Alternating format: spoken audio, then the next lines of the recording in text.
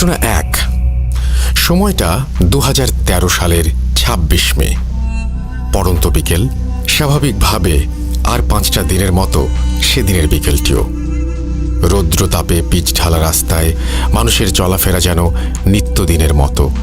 কিছুটা এগিয়ে যেতেই রাস্তার মাঝে একটি ভিড় দেখা যাচ্ছিল, আর ধীরে ধীরে উৎসুক জনতা এক এক করে সেই ভিড়ের মাঝে সামিল হতে লাগলো।